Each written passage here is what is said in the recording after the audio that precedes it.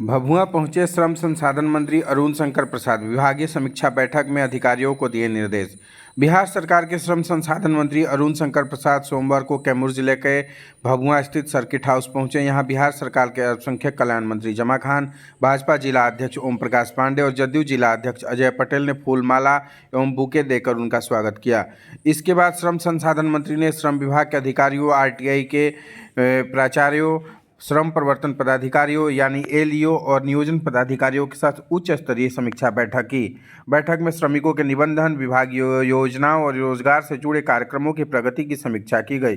पत्रकारों से बातचीत करते हुए मंत्री अरुण शंकर प्रसाद ने कहा कि श्रम विभाग का मुख्य उद्देश्य राज्य के निर्माण में महत्वपूर्ण भूमिका निभाने वाले श्रमिकों के जीवन स्तर में सुधार लाना और उनके अधिकारों की रक्षा करना है। उन्होंने अधिकारियों को श्रमिकों के निबंधन कार्य में तेजी लाने का निर्देश दिया।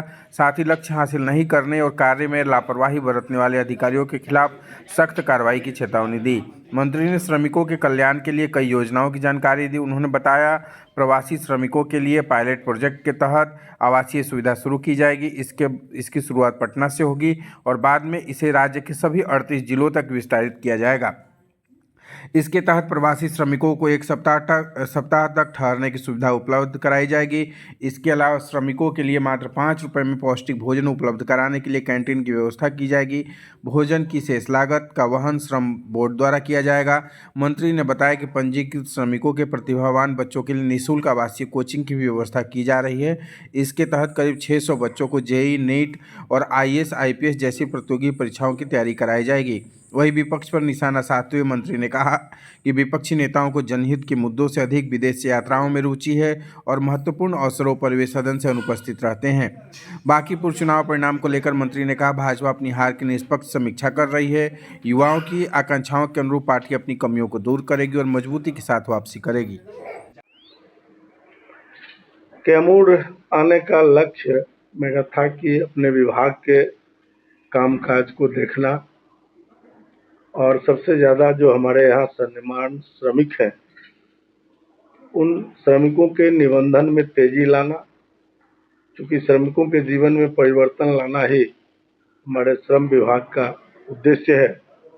और इसलिए यहाँ हमने विभाग के सभी अपने श्रम परिवर्तन पदाधिकारी, एलएस, आईटीआई के प्राचार्य और नियोजन अधिकारी के साथ समीक्षा बैठक की और उसमें सबको हमने निर्देशित किया है कि जिनका भी रिपोर्ट सही नहीं है और अगर कम निबंधन हुआ है, कम लक्ष्य की प्राप्ति हुई है, कम लोगों को लाभ दिया गया है, तो ऐसे पदाधिकारी पर हम कार्रवाई करेंगे। ऐसे पदाधिकारी बख्शे नहीं जाएंगे। आम श्रमिकों के लिए क्या मैसेज है? आम श्रमिकों के लिए मैसेज है कि अभी हम लोगों ने एक नई योजना भी लाई है श्रम विभाग के अंदर कि अब हमारे जो भी प्रवासी श्रमिक हैं या जो निबंधित श्रमिक हैं, अगर वो अभी तो हम पायलट प्रोजेक्ट के तहत पटना में केवल, बाद में सभी 38 जिलों में करेंगे सफल होने पर, कि सबको आवास की सुविधा देंगे। जो अगर रोजगार की तलाश में बाहर जा रहे हैं या वहाँ से वापस आ रहे हैं प्रवासी हमारे, तो 1 सप्ताह तक अच्छे होटल में टिक सकते हैं, जिसकी राशि का व्यय हम लोग बोर्ड से करेंगे और अल्प राशि उनको वहाँ देय होगा। उसके अलावे वहाँ बगल में कैंटीन चलाकर 5 रुपये में उनको भोजन, पौष्टिक आहार उपलब्ध कराया जाएगा और उसकी भी शेष राशि बोर्ड वहन करेगा। तो इस प्रकार की सुविधा होने से हमारे श्रमिकों को जो बाहर से आते हैं और उनको कहीं ठहरने का शहरों में जगह नहीं मिलता है, ट्रेन पकड़ने के लिए जाते हैं, वहाँ कोई जगह नहीं होता है उनके रहने का, तो एक अच्छा प्रबंध हम करेंगे।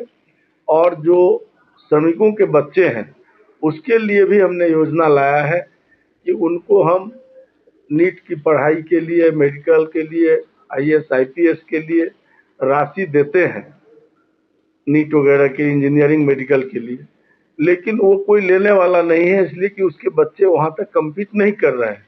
तो इसलिए 600 बच्चों को हम रखकर कोचिंग कराएंगे, आवासीय रखकर, और उसको आईएएस आईपीएस के समकक्ष नीट और बाकी जेई वगैरह की परीक्षा के लायक हम उसको तैयार करेंगे, ताकि उनके बच्चे भी उस पदों तक जा सके जिसके लिए लोग चाहते हैं।